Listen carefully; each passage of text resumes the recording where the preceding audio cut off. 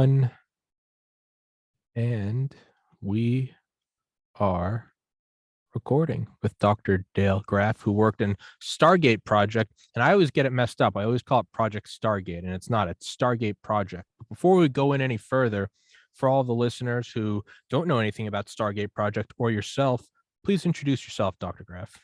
Okay, well, thank you for having me on your podcast. Of course. And I just want to clarify, Stargate was a long-running project, running about 18 to 20 years.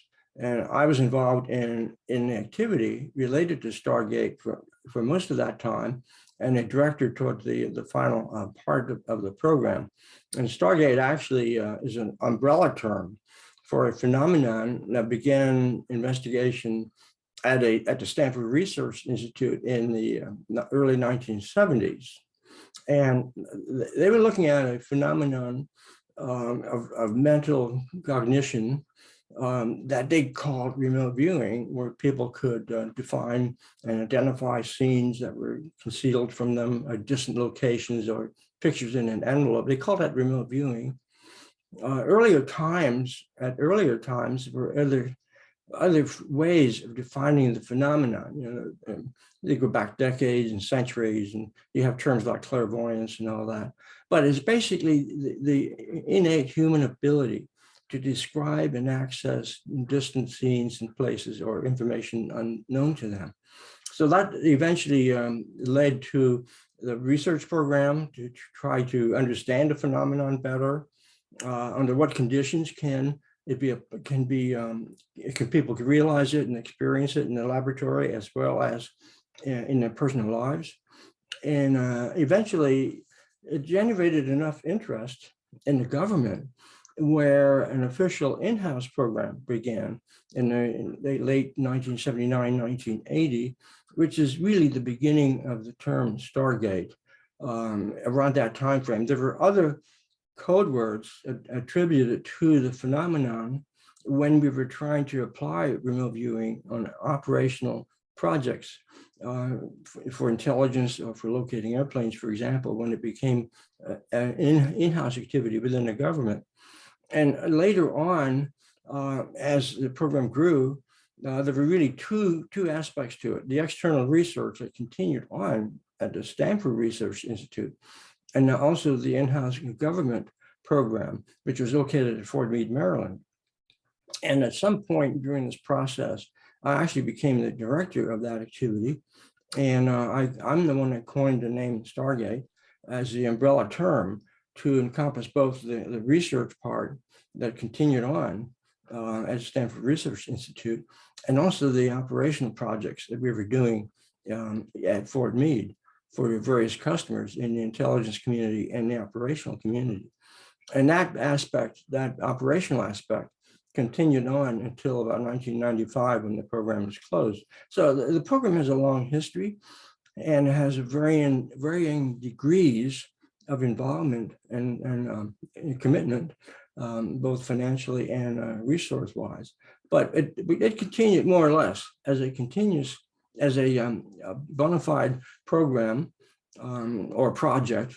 I think we could probably better call it a project, although I think the idea of a program makes more sense now. Looking back over time, it really evolved into a long-running program. And so with the military, you could say maybe during the Cold War, just like right after 9/11, it kind of seems like kind of every contract is granted almost. And I say that loosely. But everything that has some, like right after 9/11, that Boeing with the that chemical laser on it to shoot down ICBMs, like kind of everything with any sort of application gets granted. But eventually there's a culling, and you find the ones that work and quadruple down, and you push forward on them. And you always hear about things like the F-35, and they're spending, it's a money sinkhole. But then we have things like the B-52, which are still flying, and they're still flying miraculously. But there is just despite the kind of the stereotype of defense contractors being able to spend everything, eventually you do have to find the product that works and deliver it. To me, it's astonishing, not so much that this project ever got off the ground, because like I just said, anything, we're fighting a Soviet threat right after World War II, 85 million dead, thermonuclear war are the stakes. Sure, you try everything. What's fascinating to me is that it stayed funded for so long, meaning, and I know from reading that it had some genuine successes. I mean, like you said, the NSA at Fort Meade used it, I believe, in a special access program. They had some success, or I guess tangible success, in the 1979 Iran hostage situation, where they saw, the woman saw the helicopter crashing and she wasn't even read in on that, or to find planes, or viewing nuclear missile silos, or the very large successes with remote viewing. Because it went on for so long, I can only assume that it had some wild successes. In 95, I mean, that's, depending on your timetable, that's 6 or 4 years after the fall of the Soviet Union. So kind of wrapping it up towards the end of the Cold War. Is there anything that you can go into, or would like to go into, about some of the more concrete successes, or at least maybe threads that were discovered that said, hey, there are some phenomena beyond current human comprehension? Oh, certainly.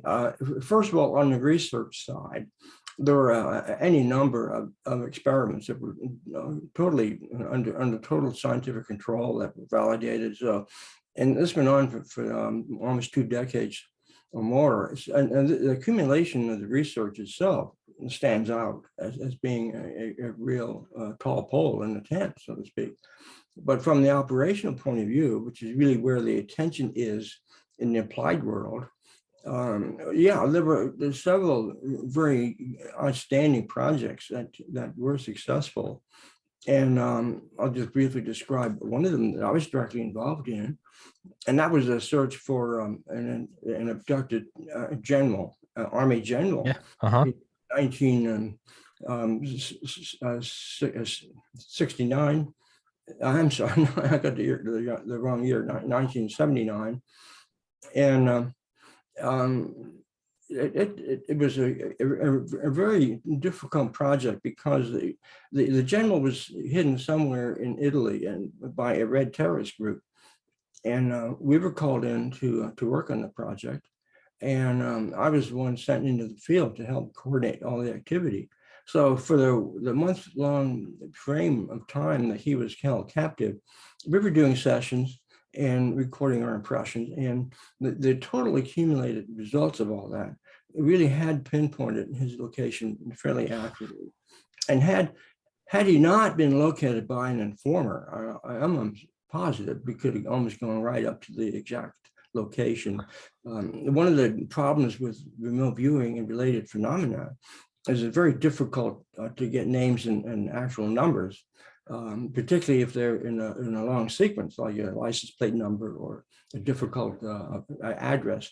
So those are difficult things that we had to work around.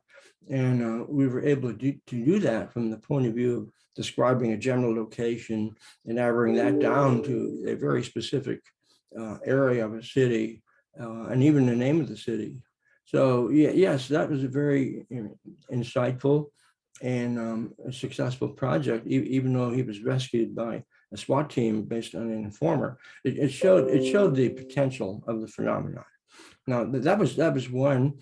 Another one that was really really spectacular was locating the missing airplane in Africa, and that was actually a Soviet-built airplane that the pilot had defected and flown south from a base in Libya until he ran out of fuel. He bailed out, and the plane crashed somewhere in southern Africa.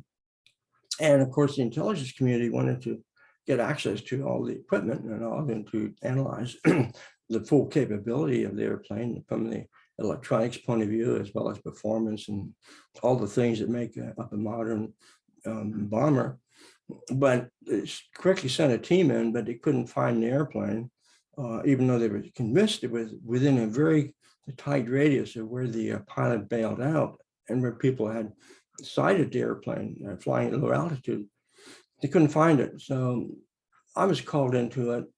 It was one of the early projects and people in my organization had just learned of my interest and the fact that I had someone that could do what we call remote viewing, and brought her into the task. This was a highly secure project, by the way. So we were brought into it not knowing what it really was we were looking for, other than something's missing, an airplane is missing. And we came up with sketches and diagrams of a path, a flight path, and that looked like it matched some kind of geometry of a map, possibly. We gave that to the search team, and they were able to locate an equivalent marking or equivalent topography on a large scale map that they had on the search wall. And they sent the information to the search team that was now in place clandestinely in Africa. And it got to just about a day before they had to get out of country. They couldn't find the airplane in the area they were originally looking. But the data we sent in had the airplane like 90 miles further to the west. So they saw there was really nothing to lose. So they sent a helicopter over in that direction, came down into a clearing and landed. And lo and behold, there was a native down there holding a piece of the metal from the airplane. So had we not sent that, had the CIA, whoever who was doing the operation, not sent the helicopter over there, we would not have known where the plane was. It would have been buried in the jungle for decades. So we were able to get the crew in, get the electronics that we needed, analyzed it, and out of there almost in the nick of time before the government found out we were in there. That's so, to me, those are two such concrete examples. I mean, the latter, right, because the Foreign Technology Division, that's always a huge coup, is to get, I had on 2 weeks ago, David Hoffman, author of $1 Billion Spy, all about getting all the intel about the development of the MiG-29. And that's from having an inside man in the Soviet Union. But the actual technology, right? I mean, there are so many times where, we would get our hands on a Soviet radar dish or something, and we'd bring it out to, Nevada, and so we could test everything on it. Or was the Hind, the helicopter. I mean, there's like a daring expedition of when we got our hands on one of those. Getting your hands on the actual technology, that would be like if Android got their hands on a prototype iPhone, right? Schematics are great, but if you can get the actual thing, break it apart, look, that is such a coup, especially during the Cold War. So there's one example. And then the Italian general, or the general in Italy, I believe he is a NATO general. I mean, and I'm not sure if it was you or if it was someone else from the program, but I mean, they went and met with the Delta Force commander. Like, these are no nonsense guys. Yeah, I was the one sent in. That was you? It was the Delta team, yeah. That's so cool. I listened to that story so many times. Yeah, and that was there's another aspect to this phenomenon called synchronicity. Uh-huh. And I think the reason I ended up involved with that Delta Force activity was through synchronicity. Because he was familiar with it, right? Our organization would not have been involved in it. So, because we did not have the charter to actually go in the field as an operational intelligence analyst, but we did have the charter to analyze data from afar. So, and this was a case where at that time I was employed by the Defense Intelligence Agency in Washington, D.C. after I transferred down there from the Foreign Technology Division in Dayton, Ohio. So I was only been there a couple of months when I went in, when the general was abducted. That was an Army general who was a NATO commander in Verona, Italy. And he was abducted on December 17. And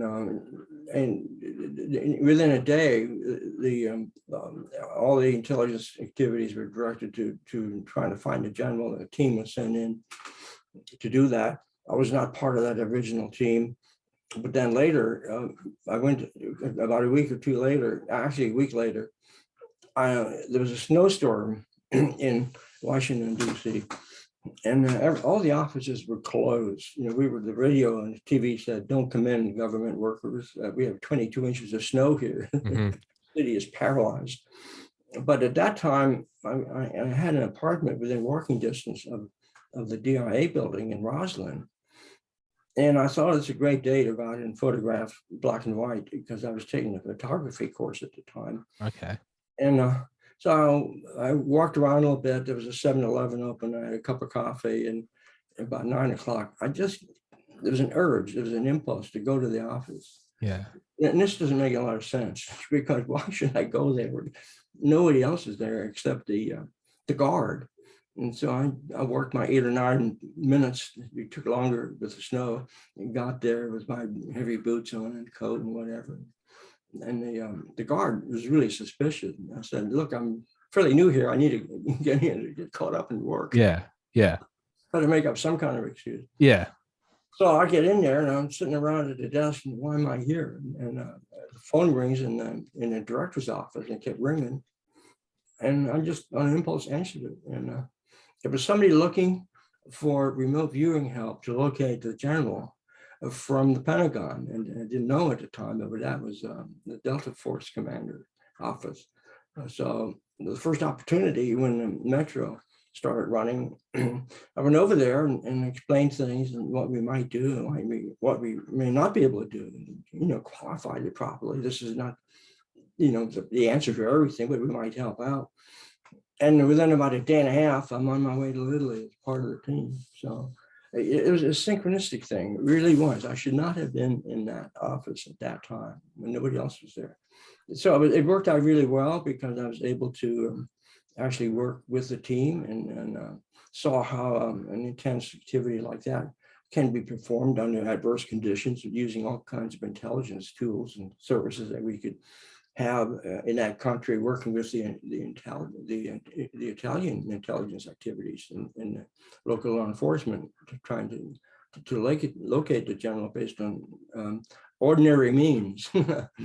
But we supplied some extraordinary means, and actually locational data that was really quite good. So it was the combination of things, and it's one of those days, times when I'm glad I acted on impulse, because it really brought me into a really tremendous project in a really serious situation, trying to save somebody's life who could very well have been murdered at any time during that month-long captivity. In fact, I think he was found in the nick of time. Oh yeah. So it was a close call. And when the SWAT team, or the Italian team, that the special operations team charged into the apartment, they only had a few seconds to disarm or to immobilize the 5 terrorists that were in there, holding Dozier captive in the middle room, in a tent, of all things, in a tent, so that he couldn't hear or couldn't see much of what was going on around him. So confined. Yeah, it's that was one of the things that kind of threw us off. We were getting tense, and then a city. I didn't know that part. Yeah. So how could this be? Yeah. Words, the symbolisms. If it's a symbol, if it's accurate, it's really incongruous. So that solved the problem. He was actually in a tent. Yeah. That's. I mean, I didn't know that part. I'd known they went in and they had a gun to his head, but the synchronicity. It's one thing that you go into the office because you're just feeling it, but there's like another level of synchronicity, because wasn't the Delta Force commander? This wasn't just a normal kind of, and I have on a Delta Force guy a lot named Dale Comstock. He was in Delta Force in the 80s and 90s. And so not only these no nonsense guys though, but like they don't get to that position by being kind of grunts. Like these are very intelligent individuals. And so the commander, if I recall correctly, actually said to you like, hey, I know all about this stuff. And he talked about how there had been some other studies, back in the day that kind of discredited it. And you began talking to him. But what were the chances that like the Delta Force commander just happened to like know a little bit about remote viewing, and you talked to him and he looked at it and was like, you know what? All right, maybe there's something here. That's synchronicity. That was another stroke of synchronicity. But a lot of it, some of it was misinformation. And the challenge I had was to show and to explain as best as I could what was wrong about the original story that he had. Mm-hmm. So I was able to turn that around. but it was a case where, like in any controversial area, you can't come on too strong. You have to kind of be really placid about it. Sure.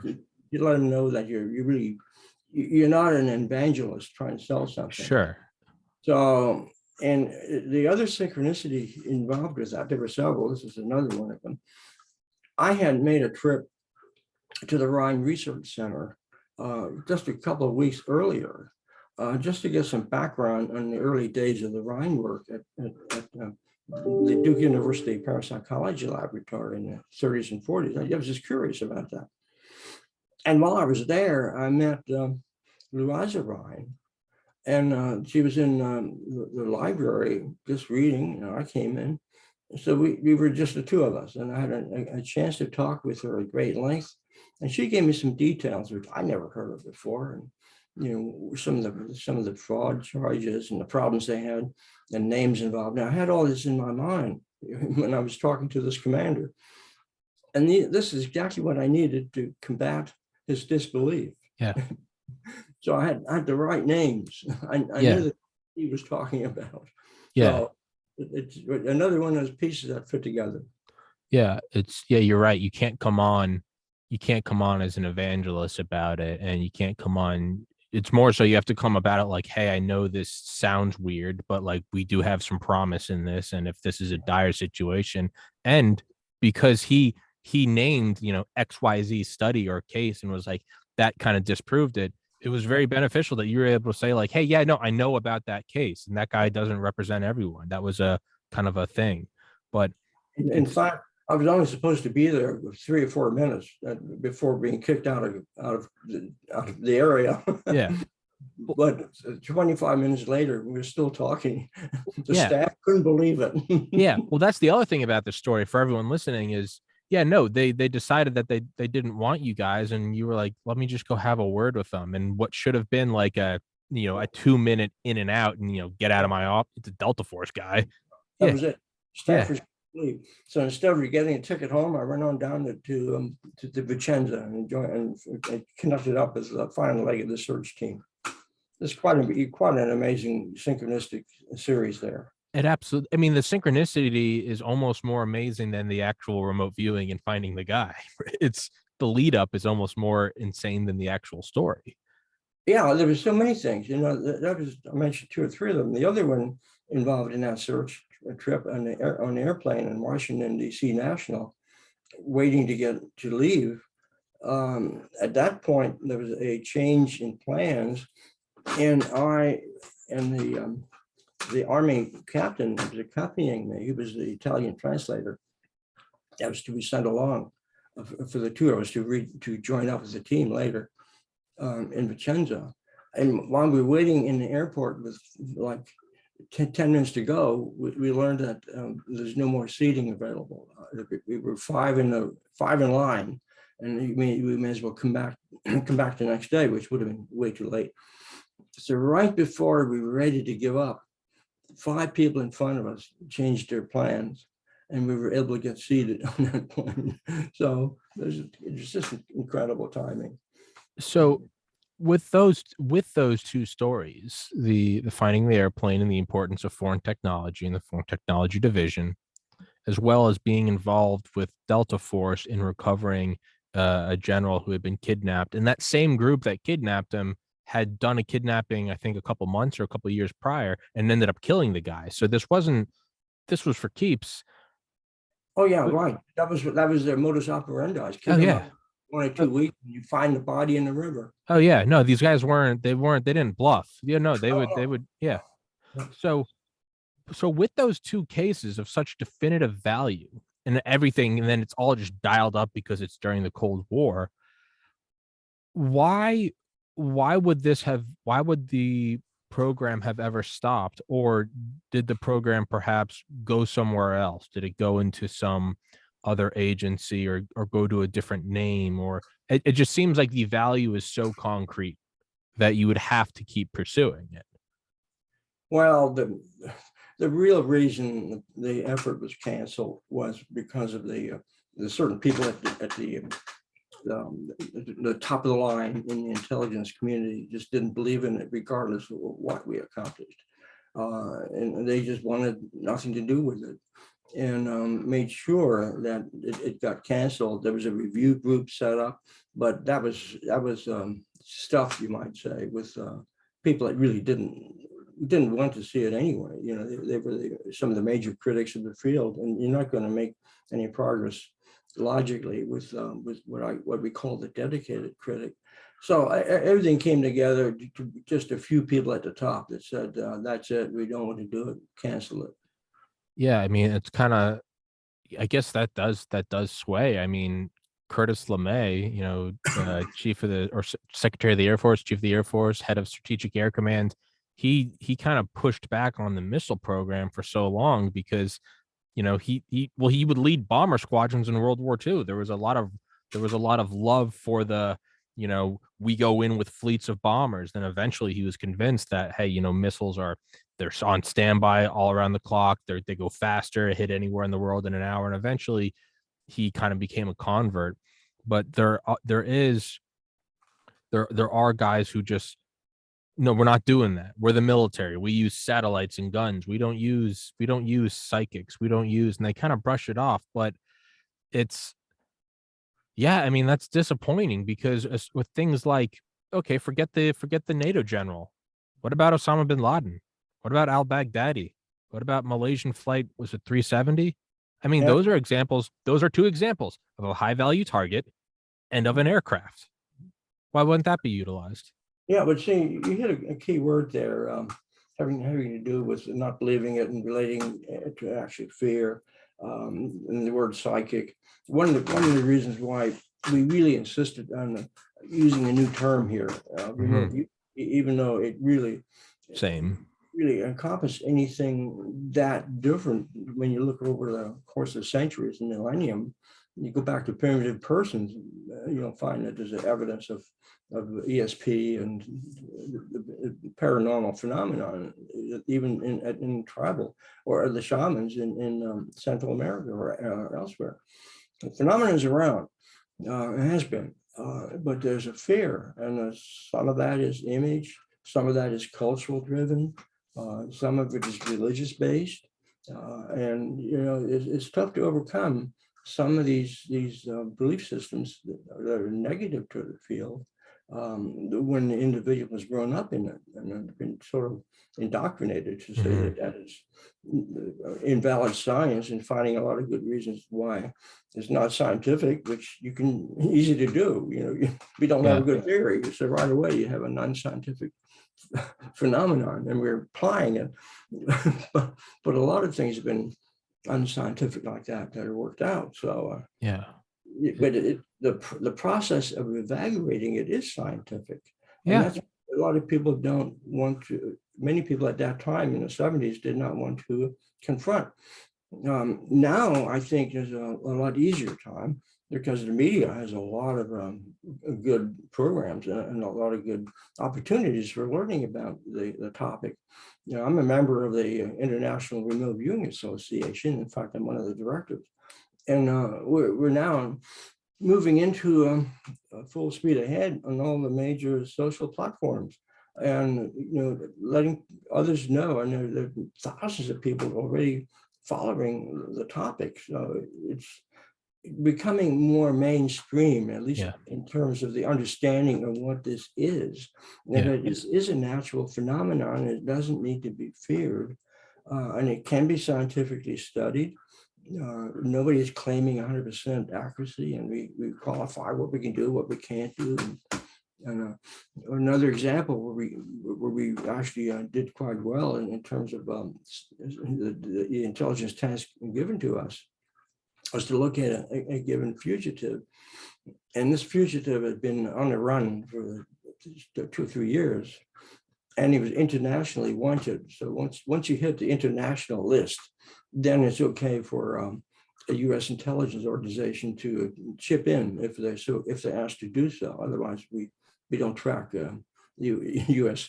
citizens.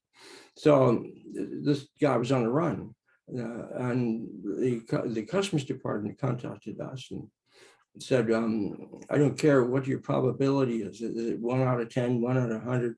See what you can do. You know, we have nothing to lose at this stage. We really want this guy. He was a customs official that was a turncoat and left all kinds of drug traffic come into South Florida.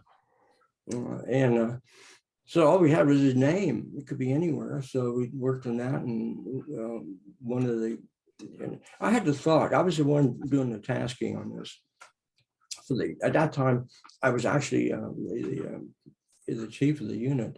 So I actually asked the individual to not just focus on where he is now, but where will he be when he can be found? Because if he's on the move, it doesn't do any good to describe the area at this point today or tomorrow. Yeah. It'll be next week, because by the time you mobilize law enforcement people and get the word out, you know, he's gone.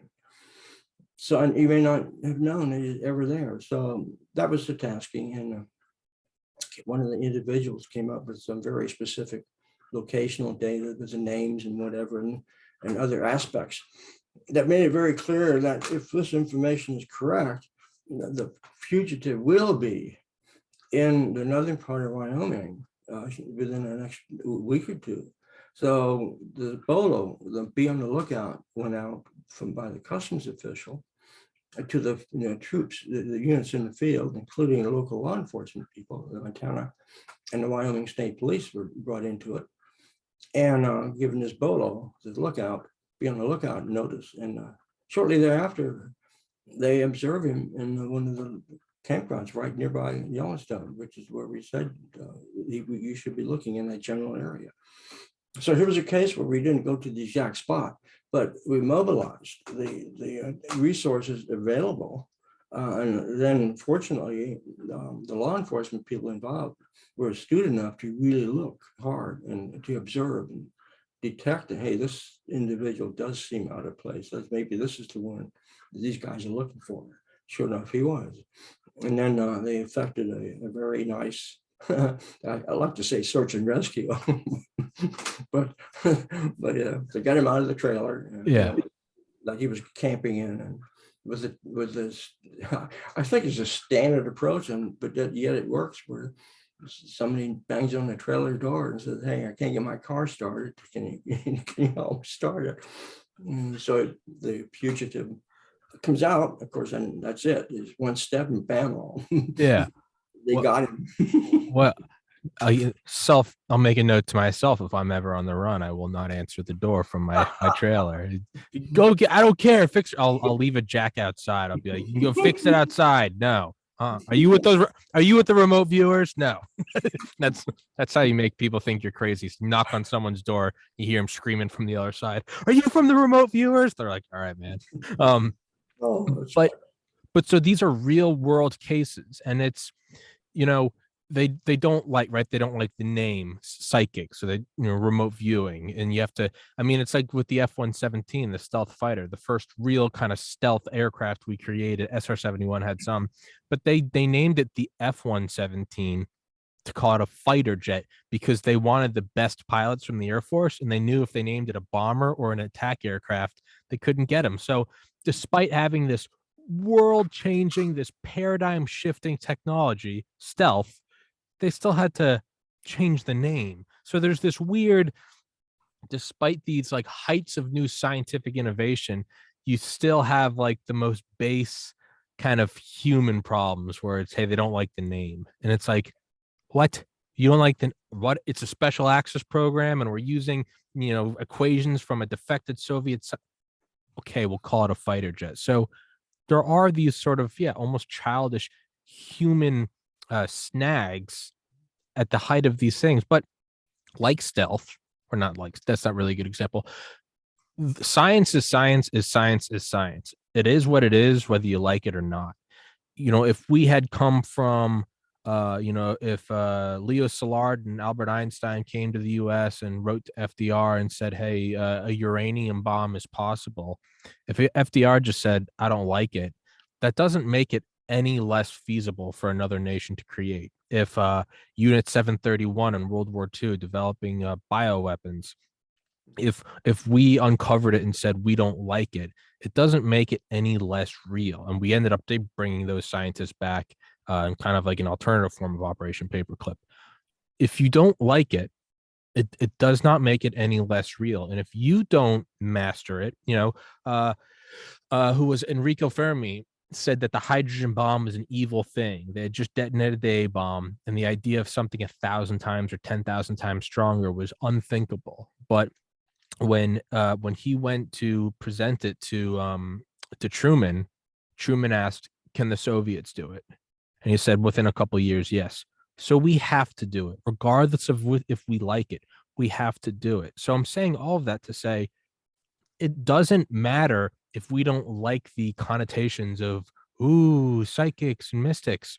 If it is a science, and if that science can be shaped into a weapon, we cannot like it all day long. That doesn't make it any less real for Russia, for China, for India, for anyone. So I feel like we have to keep pursuing this and pursue it relentlessly. There was another word that really hurt us in the early days of the program, and it's kind of inadvertent, but at that time in the 70s, there was a lot of effort in what's called mind control, the silver mind program. Brainwash. Controlling your own mind. The activities nowadays with the holistic groups really focus on that. But back in the 70s, the term mind control, to me, because I'd been studying the field, didn't bother me at all. But we had one high-level official actually cancel one of the proposals that we had generated for additional funding, because he didn't want anything to do with controlling minds. And he envisioned that we were trying to control somebody else's mind, not our own. So after that, we didn't use the term mind control in any context whatsoever, even though we do what was meant by it in the general publications that were available throughout. It's absolutely insane. I mean, another example, I'm not sure how accurate it is, but like computer used to refer to a human that computed, and it was for artillery firing tables that they would calculate in World War II. And when we wanted to develop the hydrogen bomb, John von Neumann was contracted by DARPA to help develop the first computers, ENIAC or MANIAC. But it was about computing successive equations in the propagation over generations of a thermonuclear reaction. But there were some people that didn't like the term computer because they thought it only referred to humans. So again, developing a super bomb that could wipe out a city, but we have these things where it's like, well, I don't like that term.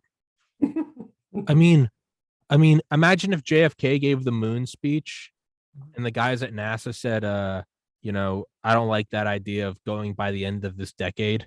It should be, I want to use a different term, use 10 years. But we have these weird things where we can't pursue it. We can't go after the ARPANET. What if someone didn't like the name the ARPANET? And so we just didn't pursue the internet. It makes no sense. And again, it doesn't care about anyone's feelings. It's going to persist regardless. And if we don't master it and become the best at it, someone else will. And it's just it's I wouldn't say so much as it's blood boiling. I would say it's just kind of upsetting. Yeah, so when it doesn't take too long to discover these problems with phraseology. So you dodge around them. You create new words or redefine to without stretching things too far what you're really talking about.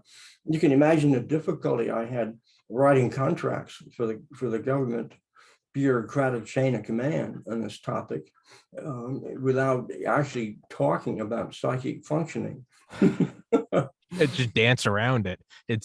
So what helped me was the link to remote sensing. So at that time in the 70s, airplanes and satellites had these sensors on board, these optical sensors, cameras, and later on radar. So these are remote sensors, the remote sensing devices. So borrowing from that idea of remote viewing, you kind of float along from the idea of remote sensing. Had it not been for the use of the term remote sensing, already in general terminology in the 70s, I probably would have chosen remote sensing for this phenomenon. Yeah. It would have been too confusing to have two totally opposite types of remote sensors going on. So, or even remote perception, it would have been a better term, because remote viewing is not just the visual aspects of paranormal perception or psychic perception. You get all the other sensory inputs as well. So remote perception would have been a better term technically, but it was a little more difficult to transition to that term after several years of usage as remote viewing, which was very useful as a breakaway from some of the older terms, which people really felt uncomfortable with. It's unfortunate that many people that have good talent sometimes come across, not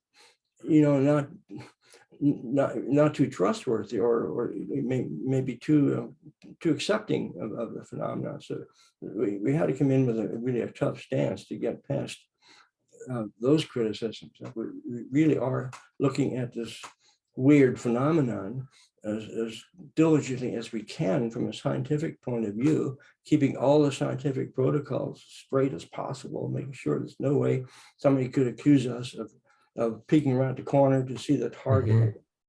So all these extra efforts to maintain security of the objective of the target, as we would call it, and the data that's being generated, so somebody couldn't accuse us of having somebody shuffle the right data in when somebody else wasn't looking, like some of the magicians do.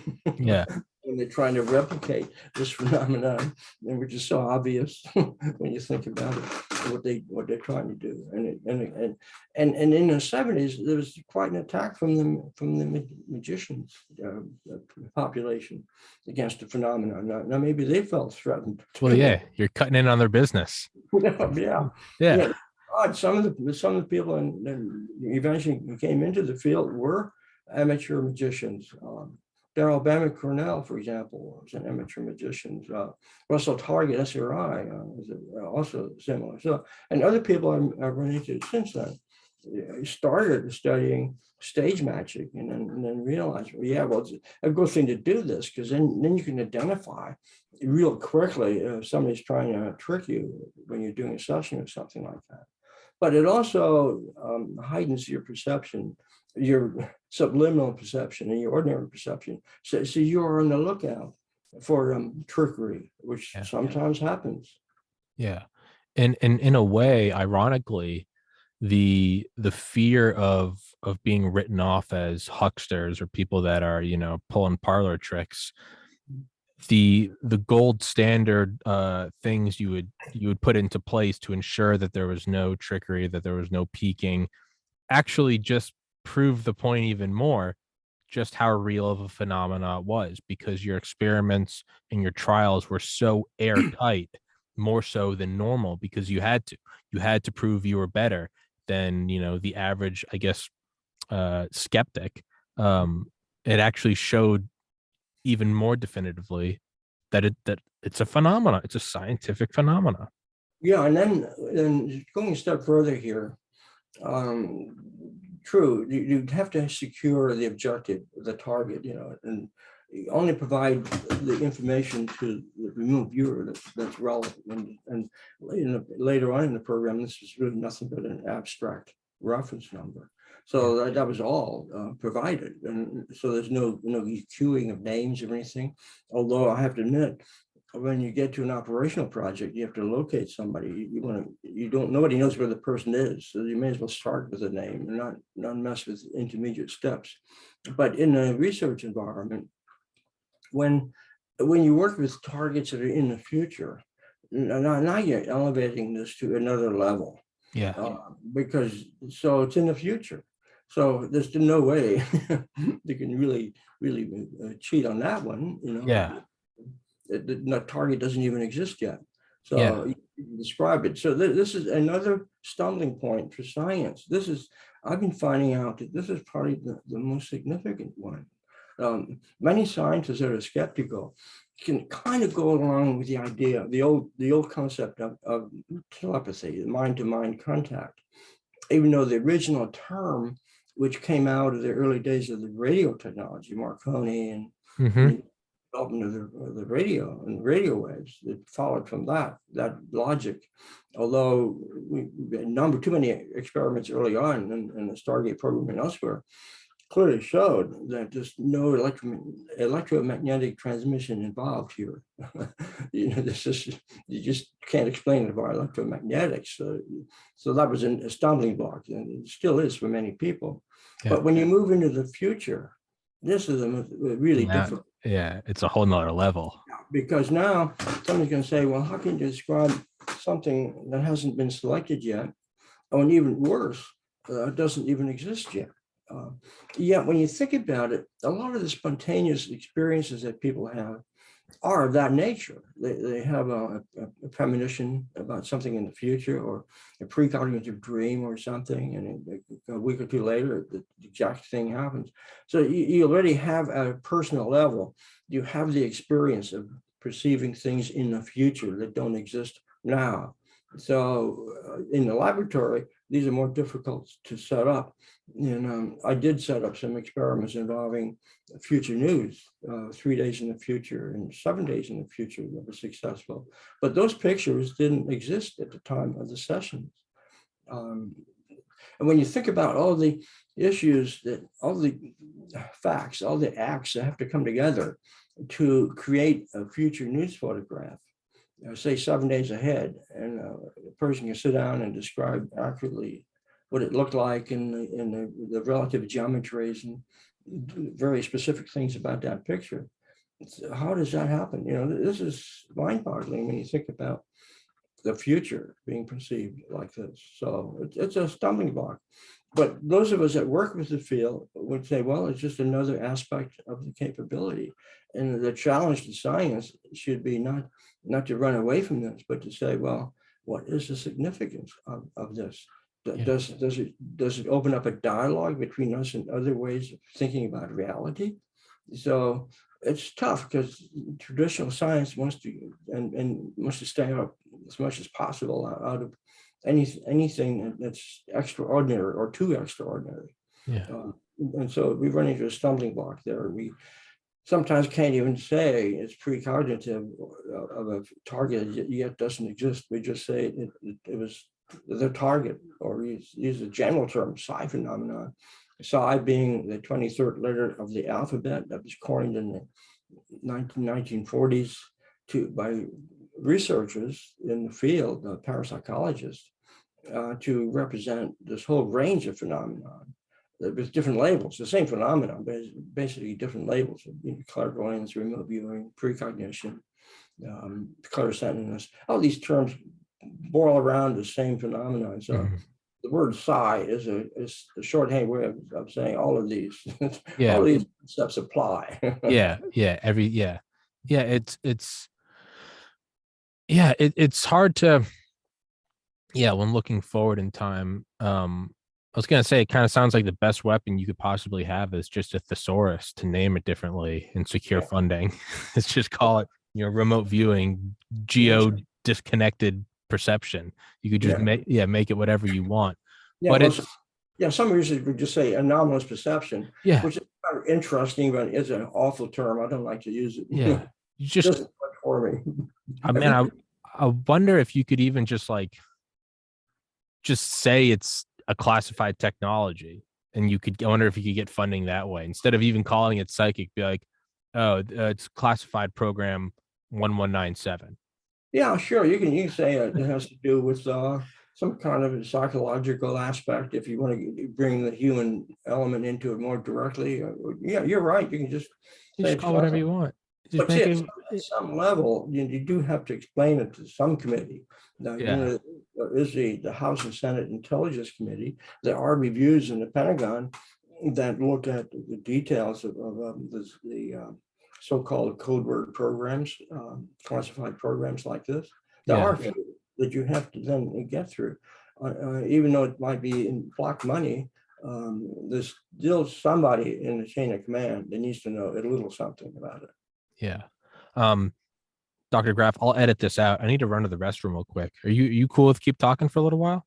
Mhm. All right. I'll be right back. If you got to use the restroom, you can. Okay.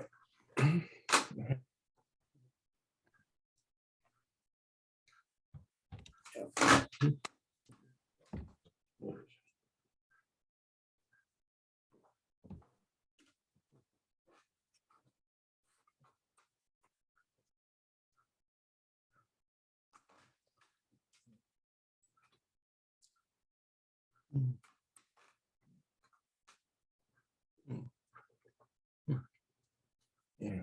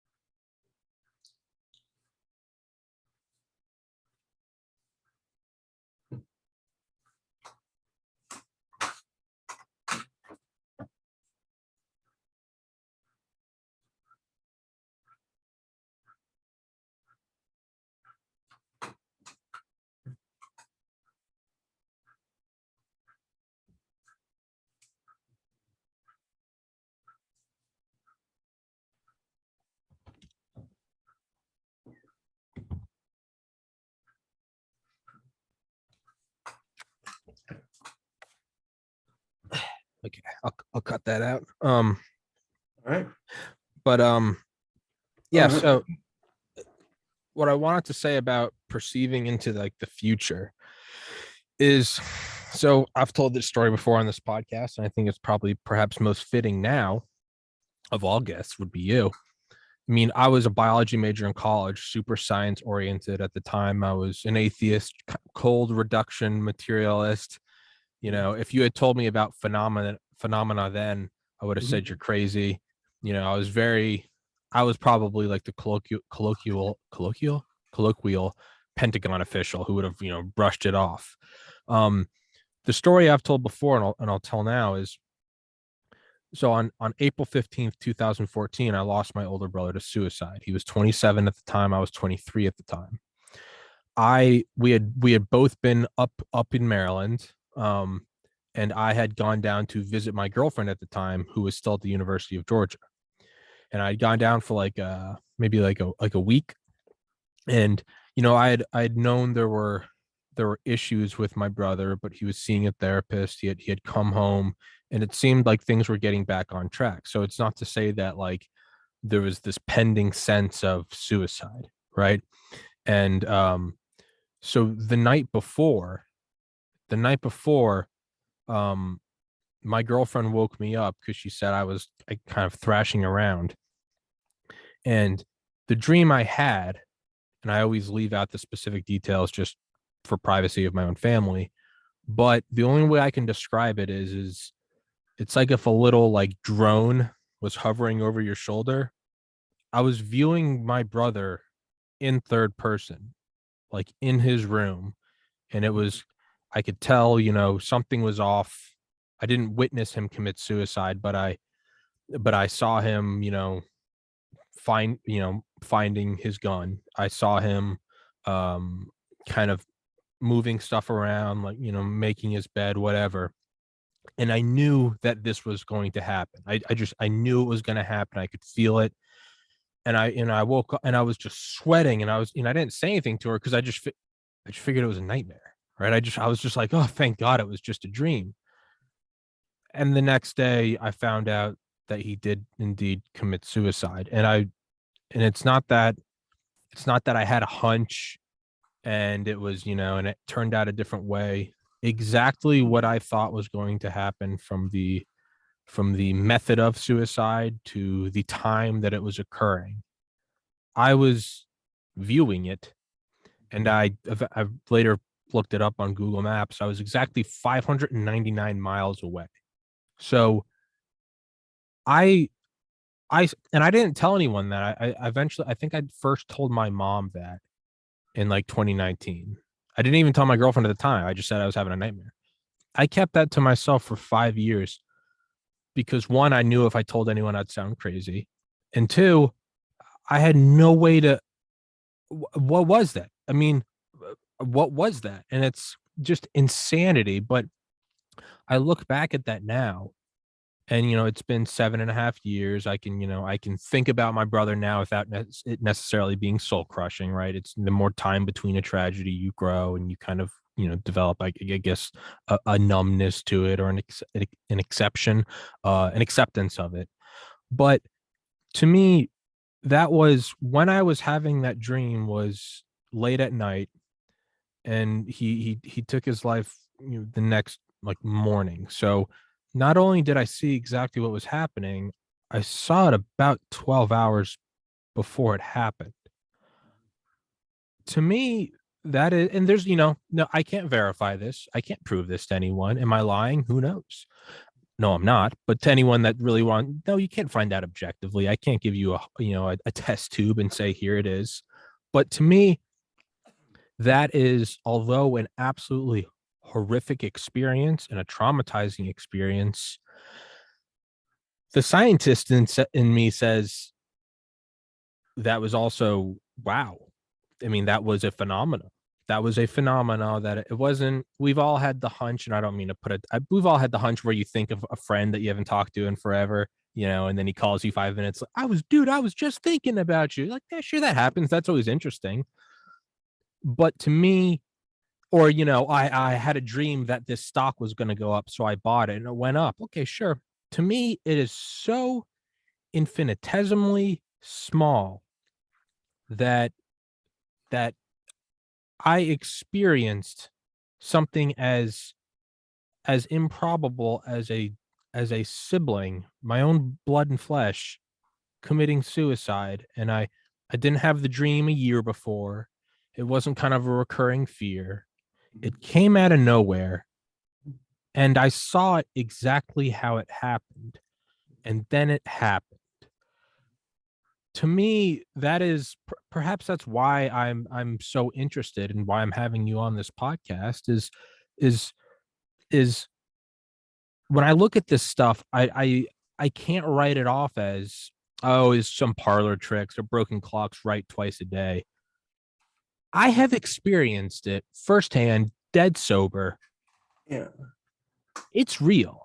It is 100% real. I don't claim to know what it is. I don't claim to be able to explain it. No, it wasn't a double blind gold standard or double whatever. But I know that it was real. And the fact that the CIA was interested in it during the Cold War, and your experiences, those synchronicity experiences with the customs agent, with the plane, with Delta Force and the NATO general.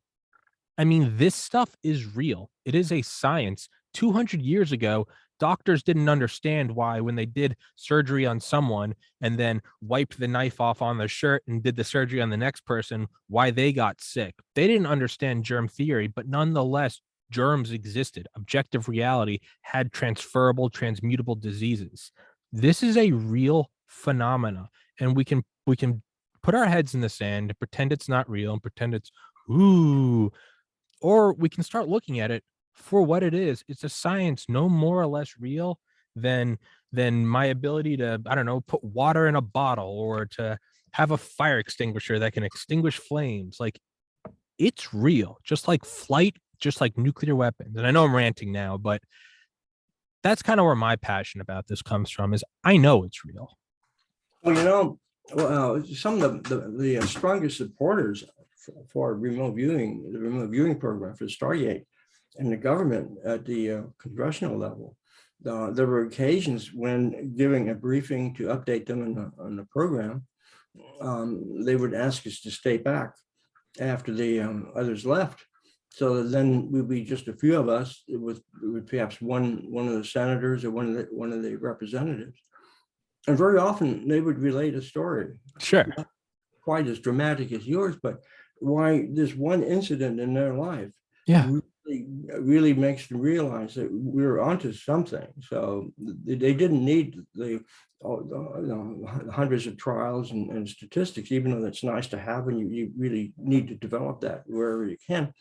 But it's that one mind-blowing experience that many times turn people around and give a lot of attention to this innate phenomenon that they experienced firsthand themselves. So we ran into a number of people that told us incidents that were really, really startling, that that affirmed to them and to us also that they had a valid experience. It was not something that it was a random thing they just happened to think of. I can remember one instance where a high-level official, again, they usually don't want to talk in the presence of their contemporaries. It's only the few of us with the program. Yeah. Only them. Yeah. After the doors closed. Yeah. And others can go home or back to their office. But the one individual at a very high level told us he said, you preamble it like you did. I'm a skeptic, I heard about this time to time, but this is a ridiculous, non-scientific nonsense. I don't have anything to do with it. So one night he wakes up from a vivid dream, and he's not even sure it's a dream, but he's in the dream as he's telling us, and it's really tough for him to go into this. I could tell the emotion is still there, even though the incident must have happened 30 years earlier. And he said in this vivid dreamlike image, his daughter comes to him and apologizes for what she did, and said, "I have to leave now. Goodbye, Dad." And a short time later, the police car comes up with the bad news that the daughter was killed in an auto accident at that time. Jesus. So, these are the things that reach out and grab people when they're unaware, and they're powerful experiences. And you get one of these, and you're going to be really listening to others. It's not just for your own benefit, but become more sympathetic to individuals that relate these experiences, and you're more likely to have people tell you their own experiences too. Maybe not as sympathetic. You have to create a safe environment, a trusting environment, and I think one of the reasons we were successful, in addition to some of the really great support that we got at congressional and also at some high scientific levels as well. Not every high level scientist was a skeptic, but the fact that we had you might say a bubble where we felt safe. Yeah. We had an environment where we could actually work, and then unimpeded, except for the usual stuff you have to do, administration and report writing and attending staff meetings and all the stuff that comes with the bureaucratic management. But we had that environment of it's safe here. It's okay to do this. It's all right to do remote viewing. It's all right to have these experiences. And so that really made a big difference for us on the program, and to create this favorable environment at Fort Meade, at the buildings we were in. And also the researchers at SRI also created that atmosphere. Hey, you're here to learn. It's okay to be right. It's okay to be wrong. Don't worry about it. Don't be self-conscious. Just don't be afraid to look like an idiot. Yeah, you mess up. The first time I did this, I felt like a real idiot. I mean, hey, some respected scientists tried to turn lead into gold. Hey, they tried it for hundreds of years, man. Egg on my face. It's okay. That is the scientific method. Sure. But I still think that regardless of what we accomplish and how people view the Stargate program now after all these years, there's been a tremendous spin-off from it. So the value may be more than a few of the spectaculars that we did on the program. And I just mentioned some of the really highlight ones, but we had a lot of good successes with the technology kind of projects that are not that interesting as well. Very unique things about certain kinds of tests that were there, or the appearance of a certain submarine when nobody expected that kind of a vehicle to even be under design. So we had those, but now in the years since, we're looking at 25 years now since the program closed. I look around and I see all this interest and what came of it, the interest that we generated. And I'm just talking about me personally, but I'm talking about the researchers, all the people that were on the remote viewing team, and there were quite a few over the years. We can look back and say, well, look around the globe, and look at the interest and look at the acceptance and the phenomenon.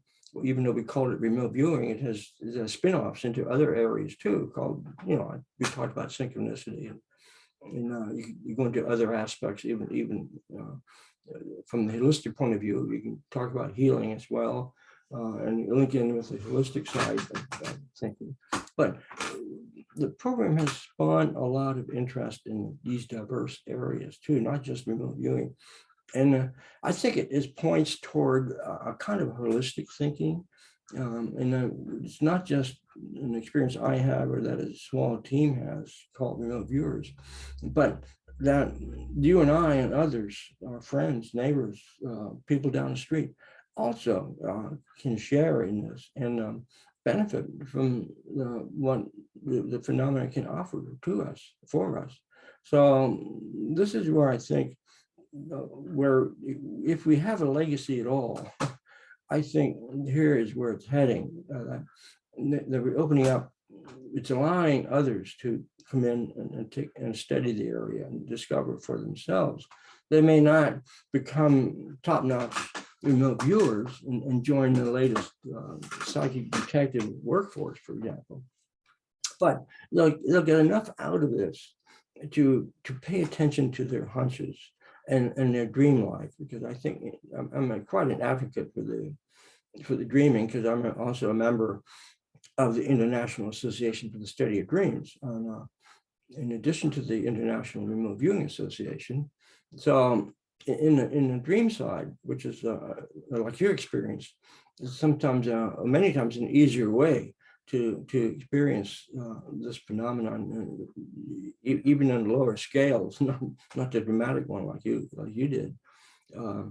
So you learn to experience and accept this as part of your own being, and you can be alerted. Well, for example, years ago, I wrote a paper for a journal, and it had to do with what can you do with this? And I said, well, if more people in the general public would listen, maybe to their teenagers, for example, their children, their spouses, tragedies like we just saw in Oxford, Michigan, or in Parkland, that school in Florida, and others, maybe their daughter or son had a premonition and was afraid to tell somebody about this. Yeah. Even if they were not in the direct line of fire. I can remember looking at a CCN interview after the Murrah building explosion in Oklahoma City in 1995, when that terrorist took McVeigh, I think his name was. Timothy McVeigh. Yeah, and the TV was covering a ceremony, a memorial, some weeks later, and they interviewed one of the women that happened to be there at the memorial, and she was, of course, quite distraught, and she got to talking.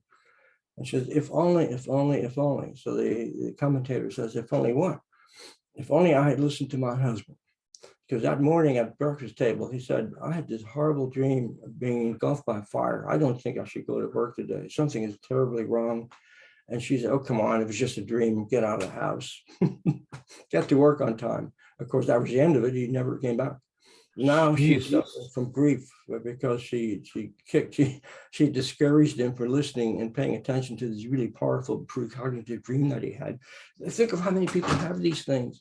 How many children at Oakland might have had such dreams, or the other tragedies that are happening, unfortunately, with the school systems.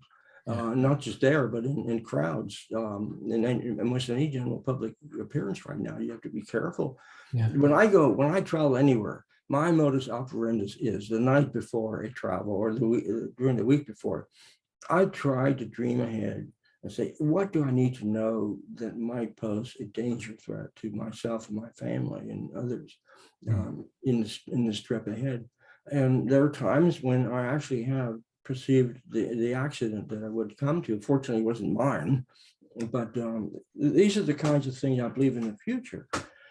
We parents should pay more attention to not just their spouses' dreams or impression, not just dream, but hunches, but the teenagers. There's a lot of potential here for helping prevent such tragedies. We don't always have to allocate more funding for police work if we have our own ability to be on the lookout for danger ahead of our own path.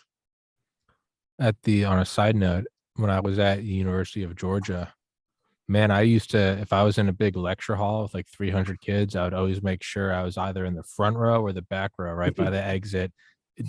I'd find people where there were crowds. I always would be like, I would take a long way around campus. I was always like, I'm not going to be in the middle of this when this happens. But that wasn't really premonition. That was more so just my own OCD. But with with this, it's almost like, I mean, it's a real thing that we can't ignore. And it's not that you and I are going to figure it out. But what you can do is, I mean, the Wright brothers, right? I mean, no pun intended, but I mean, they developed a little crappy thing made out of like balsa wood and like fabric, and they're, flying around in a three-piece suit with a top hat. Like, no, did they create international travel? No, but man, they split the door open for biplanes, for propeller driven aircraft, for jets, into the rocket age, to walking on the moon, to now I can, for a reasonable amount of money considering what it is, I could take a flight across the country that would normally take 4 days of driving. I can do in 6 hours while sitting in a chair watching a movie. So there has to be some humility to be like, no, I don't think that I'm necessarily going to crack the case on this, but let's at least get a wedge in there and start pushing it forward. Joseph Lister developed the antiseptic technique. No, he didn't really, that doesn't necessarily mean that he created the COVID vaccine, but it started, or he created hazmat suits, but it started an understanding of like, oh, there's something with sick people that is we can't see that goes to other people. So just you start that discussion and you start the scientific exploration of it, and we all stand on the shoulders of giants. I didn't invent the microphone, I didn't invent the computer or the light or the camera, but I get to use it to talk to you. So we can build these sort of stepping stones to make the future better. And you may wonder, well, what's the point if I'm not going to see it? Well, now we're getting to the whole philosophy of civilization. A society grows great when old men plant trees whose shade they know they won't sit under. Well, you move the needle forward. Hey, I get to drink clean water. There are pharmaceutical medications. I have a refrigerator. I have some chicken and some eggs and some frozen broccoli from God knows how many miles away. Like, I have an air conditioner. These aren't things I invented. I didn't invent cotton. I didn't invent, soundproof panels, but I do get to live with them. And to me, there's something in there for, just push the needle forward in civilization. And even if you don't want to get into that whole grandiose, let's improve society, that rose colored idealicism ideology, at the very least, it's a science. It's a science that can and should be pushed forward. And if that still isn't enough, well, then you can just go to the most base level of the human mind. Well, it can be used as a weapon and it will eventually be used against you. So we have to master this. We got to be the leader in supercomputers. We got to be the leader in cyber warfare. We got to be the leader in stealth technology and nuclear missiles and yada, yada, yada. That includes this. We have to be the first to walk on the moon. We have to put satellites up. We have to have quantum encryption. We have to have nuclear bunkers. You have to be the best. So you can choose all these other kind of happy reasons to pursue it, but at the very least, there's a great documentary about NORAD, and it starts with what drove men to build a city inside of a mountain: fear. at the very least, drive by fear that what happens when we don't pursue it, but an enemy nation, say it's China, say it's Russia. What Well, happens? yeah, it's fear and survivability. Yeah, So survivability is actually behind, I think, a lot of the phenomena that I've been talking about. If you go back millennium, yeah, so I think early people, you can find traces of this, of course, in the tribes, in jungles and whatever. I still have that, the survivable ability of seeing around the corner. They might just have a different name for it, yeah. something, or to give it some other label. So it's there, and it was survival oriented. So that survival is also driving us. Yes.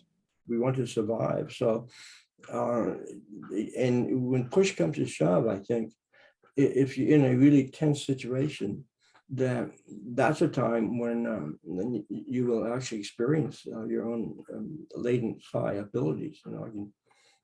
I've experienced some of that myself in remote river travel. One of my hobbies years ago, not so much in recent years, was whitewater canoeing in the Canadian Arctic.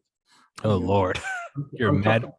I'm talking about rivers like 200, 400, 600 miles long. So being on the river anywhere from 3 to 6 weeks. So these difficult rivers. So not to mention the environment. So the key, one of the keys here is looking out for your buddies. You're concerned about safety, survival. Not just the best run through the rapids, but beyond that, if something happens, how you get out of here. Or how do you avoid something, or help somebody else that might need help. And I know on one occasion, and there were probably a few others that were close to it, similar, I actually had it's hard to call it a dream or an image. It's kind of like what you had described earlier with your brother's situation. Of an image of somebody reaching out from something that needed help, and this is early in the morning before anybody else was out of the tents. There was nobody missing from our tent, but I didn't have time to think about it. This was a very disturbing image. It looked like a call for help, although I didn't hear it. And impulsively, I ran down to got as quickly as I could. I ran down to the river about a quarter mile away. We were camped on a hill to get out of the mosquitoes. So I get down to the river. Here's one of our colleagues struggling to get out of the icy water. He had slipped in. He got up early to go fishing. He couldn't get out of the water. So here was a case of survival. The need not just for my own survival, but as the little group, the little tribe, our little canoe group, we're working together. We want to get through this. So even in contemporary times, you experience this like I did on that canoe trip.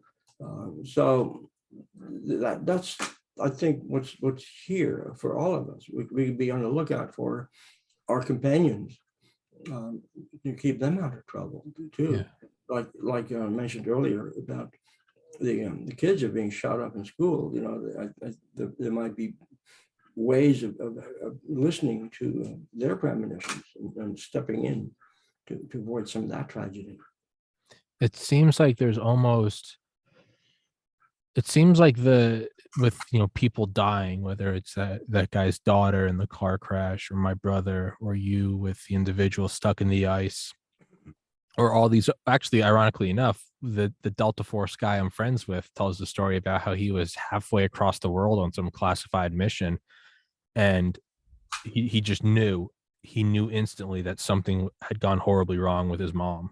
And he was in, it's probably still classified, whatever he was doing, but he eventually found like the equivalent of like a payphone in whatever third world country he was in, and found a way to contact, and indeed had contacted his father, and his mom had a heart attack. She survived, but here's a guy who is in some denied territory with the CIA or Delta Force CIA, whatever he was in at the time.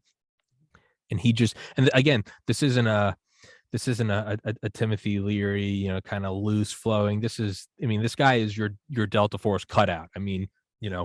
shaved head, mustache, built. I mean, just, G.I. Joe. And so he's not a guy at all that, it's not like he's taking LSD and stuff. Here's this clean cut guy who had this experience. And because of that, has always been a believer in this. And to me, I always love pointing to the case of Dale. His name's Dale Comstock, actually. You're Dale Graff, but Dale Comstock, he was the youngest ever member of Delta Force and was in the CIA Special Activities Division for several years. So kind of, again, some synchronicities with you, Delta Force, CIA. But I mean, he still talks about it. He's been on this podcast like 50 times. He'll still talk about it, and again, it's not that he's, peace, love, Woodstock, man. He is a Delta Force assassin, but he'll talk about it as clearly as he'll talk about, bullet drop on a sniper to explosive concussive waves when you're breaching a door. He'll talk about it as scientific as that. He'll go like, oh yeah, no, we can perceive others when we're in harm, and we can like see the future and remote view those that we love. It seems like there's almost like an SOS when someone's about to die. There's some sort of like psychic SOS, and either those who are maybe family, or if it's a significant other, or with you, that that little community, you're out there going down the Arctic rivers, like you are a unit. The unit survives on everyone surviving. It seems like it's almost the equivalent of like a flare. It's something. It gives off something to those who we are psychically connected to. That's just, again, this, like you said, it's okay to be wrong. I don't know what it is, but just observing it, trying to come up with a hypothesis, which in 100 years, someone might listen to this podcast and we sound as goofy as alchemists turning lead into gold. But it seems that there is something that happens that sets off a ripple effect. And it even seems that that ripple effect can also be throughout space time. It can go backwards in time, but it can tell you that something is about to happen when something is gone. And who knows, maybe there's alternatives. Maybe there's also really good things. Maybe there's like someone getting married or having a kid, or who knows, but there seems to be something that just, it connects these two nodes through some, they've shown it's not electromagnetic, so we don't know, but maybe there's a field that we don't know about. Maybe there's a form of connection that we don't know about. I don't know. Sure. And in fact, one of the, what started the official study of the phenomenon back in England, in London in 1882 or 4, was based on a study of these spontaneous experiences people had, premonitions of people that were about to die or had died. So yeah, that was what started the whole field that eventually became psi research. So, and like you also said, it's not only the tragic, although that's what gets the attention, but it's also the good news too. Not everything's going to be tragic. And you get this happy feeling, you wonder why, and then you learn later on you just won something or whatever, or some of you. It correlates to a good news, whatever the incident is, even though it may not be directly related. So yeah, if you're going to get the good, I mean the bad, you also have to be open for the good. Yeah, I think that's where synchronicity comes in, because synchronicity seems to be more oriented toward the good news. Things that happen unconsciously that allow you to find what you were desperately looking for or needed to know, even though you didn't realize it at the time. So that's good news. So a synchronistic link, which ties in with precognition, I think is the area you're talking about here, that we can all experience, and not just the bad news. Yeah, it's not just the evil, the tragic, the heartbreaking. It's also the beautiful. It seems to be anything that's on an extreme. It's some sort of, I don't know, it seems like it perturbs some field. It seems like a black hole. It's like there's some, or like a planet or a star. It seems to like impress on the fabric of space time, and it morphs it. And I don't know. We're approaching, we're the Wright brothers. We don't know what it is, but it seems like there's something there. It's all the more reason that it's just, I don't see, man, if the military is not going to do it, you'd think you'd think like a wealthy private foundation would pursue it. Well, there are small research groups around. You have the Ryan Research Center in Durham, North Carolina. It's very active in the basic research as well as pursuing the application areas. You have small groups here and there, and some universities too. There's a group in Germany, several groups, in fact. So yeah, they're there, but it's just not one big consolidated effort. I'm not sure if that's really necessary at this stage. I think the smaller groups picking away over time will make accomplishments. One of the activities I'm currently involved in with the International Remote Viewing Association is a subgroup of that called the IRBA, International Remote Viewing Research Unit. And here we actually encourage people to come in with ideas that we can help generate and develop into more detailed research programs or application programs with our encouragement, and we're linking up with others that might help out in the endeavor. And we generate a lot of, we attract people that really want to discover the kinds of things you're talking about. You know, what are the fundamentals or what's really behind us? How can we maybe ultimately come to better understand it? Or if we can't do that, how can we better use this in our lives or for our benefit and others? So there are groups like that and activities like that that are ongoing. So it's this activity. It's just not huge. Yeah. But yeah, you're right. I mean, it might be better that there are multiple smaller groups, perhaps choosing one aspect or facet of it and chipping away at that, as opposed to one monolithic, because I guess if it's the DoD, I mean, you're really only going to have you're probably going to be looking at remote viewing. You're probably really going to want to know where the subs are, where the schematics are, and maybe you're not giving as enough attention to the other phenomena. Right. And you don't need a huge team.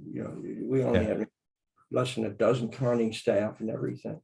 And and I'm saying that there shouldn't be more such groups eventually, but depending on the needs, whether it's the intelligence community or whether it's Customs Department trying to locate fugitives or some other activity, I can see the continued need for applying this phenomenon, but you have to be guarded. You have to be careful in how you do this and how you select the people. So it's not a straightforward thing, but it's doable. Let's face it, we did it for 20 years. And now I think back, I'm really fortunate that I was involved almost from the beginning to close to when it ended. And so I had a front seat row in this.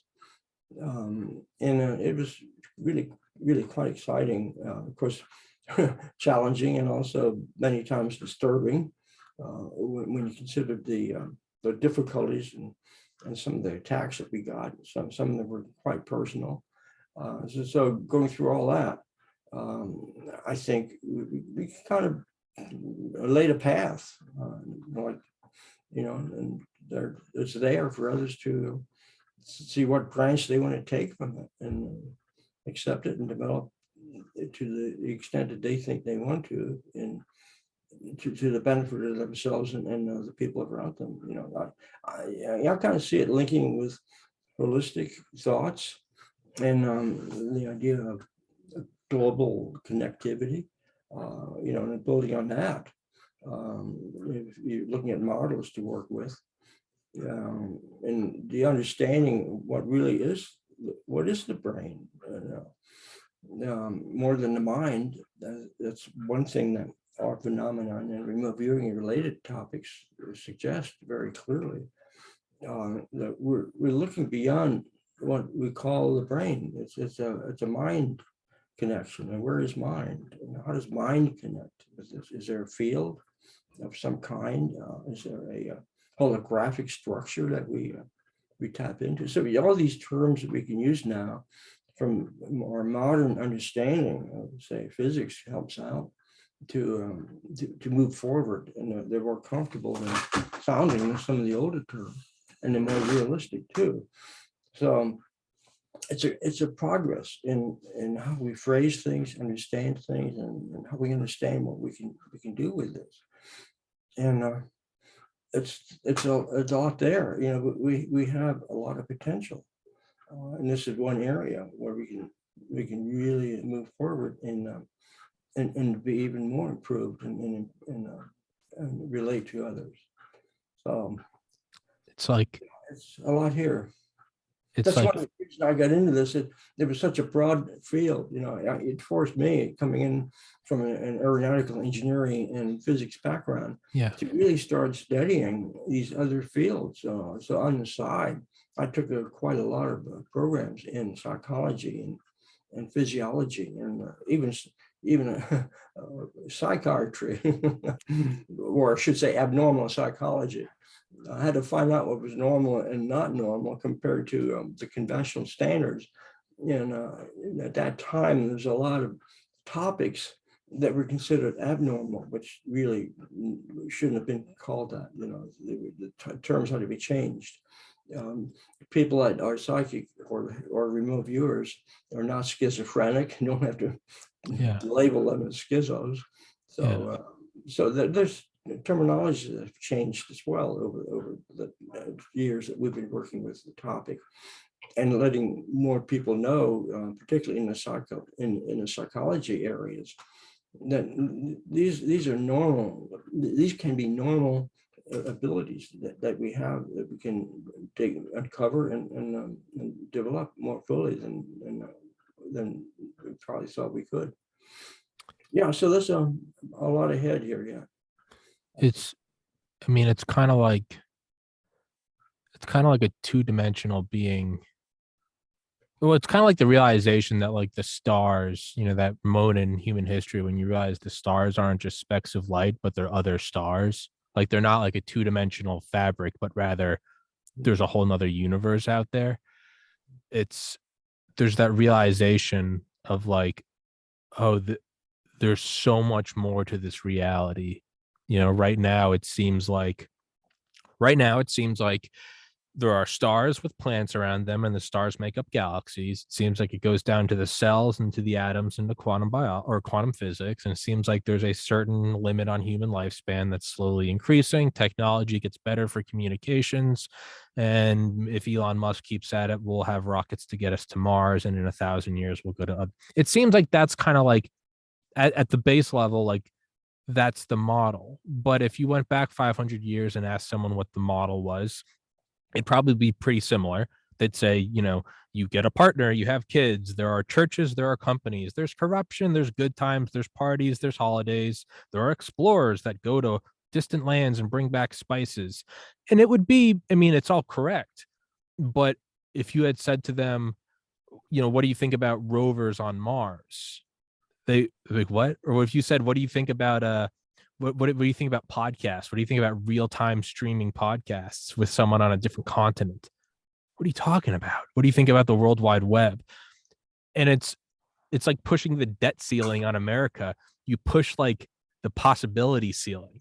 So you go, oh, there's even more. So now we'll send rovers to planets, and maybe one day I'll walk on Mars. And in 1,000 years, maybe our ancestors will be, you know, 99% robotic and they won't die. And okay, it seems like but there might be someone from the future coming back to us. And as the internet is alien to Christopher Columbus, they might be coming back and telling us about some network of minds that connect to each other through some hyper-dimensional holographic field. Like, oh, you guys haven't figured out the global mind yet, where you can go back in time and experience the thoughts of anyone, and it's nothing but infinite bliss, and that we're all in a harmony because we understand we're all just one being.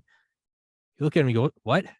No, I'm still fascinated by iPhones. And they're like, oh, dude, that's so last year. Like it pushes, and then those people would eventually, they would become outdated as someone farther in the future. So what it seems like is the more you kind of explore these things, I mean, it's nerve wracking. It's you're like, what are we figuring out right now? But at the same time, you're pulling these strings and you're realizing just how much more there is to this universe. It's not just planets and oceans and cars and batteries. It's like, dude, we are standing on like the first step of, of the Burj Khalifa, 180-story building, and it's like, dude, we're not even on the second floor yet. There's so much here. There's so much here. It's playing a video game on an arcade game in the 80s and going, oh, this is cool. Wait till you see an Xbox in 2020. Like, we're just on the precipice of, and it's not science fiction and it's not fantasy. It's all real. It's exciting, is what it And is. that's really what I think. If whatever we accomplished, we were able to make the phenomenon real to any. Yes. Yes. Okay, well, listen. I Yeah, think we've been going for an hour and a half. but I'm kind of winding down a little bit. Sure. Yeah, me too. My brain starts to kick out after about an hour. This has really been interesting dialogue. Oh, it's been fantastic. And I was able to come in with a few comments that I think blended in with the trend of the discussion and all that. So I feel good about that.